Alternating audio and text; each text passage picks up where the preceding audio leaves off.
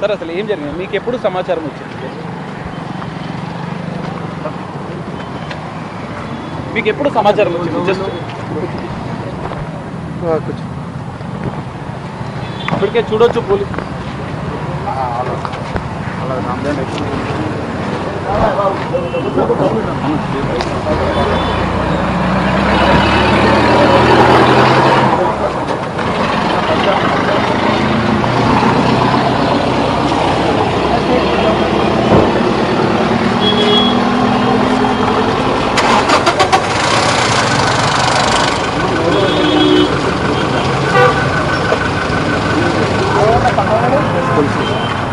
So ఇప్పటికే ప్రసాద్ ప్రభాకర్ ఆయన భర్తని కూడా పోలీసులు అయితే ఇప్పటికే ఆసుపత్రి నుంచి తీసుకువెళ్తున్నారు. ఎందుకంటే ఇప్పటికే వాళ్ళు అదుపులోకి తీసుకొని ఒక స్టేట్మెంట్ కూడా రికార్డ్ చేసినట్లుగా కూడా తెలుస్తోంది. రికార్డ్ చేసిన అనంతరం కూడా ఆయనని స్వయంగా ఆసుపత్రికి కూడా తీసుకొచ్చారు. ఇక్కడ జరుగుతున్న పరిస్థితిని కూడా వివరించి ప్రసాద్ ప్రభాకర్ ఆయనతో, ఎందుకంటే ఎలాంటి విభేదాలు లేవని చెప్పి స్థానికుల ద్వారా అయితే తెలుస్తుంది. కానీ మరి పోలీసులు అయితే ఇంకా విచారణ చేస్తున్నారు. అసలు ఏం జరిగింది అనేది కూడా వాళ్ళు తెలుసుకునే ప్రయత్నం చేస్తున్నారు. చివరి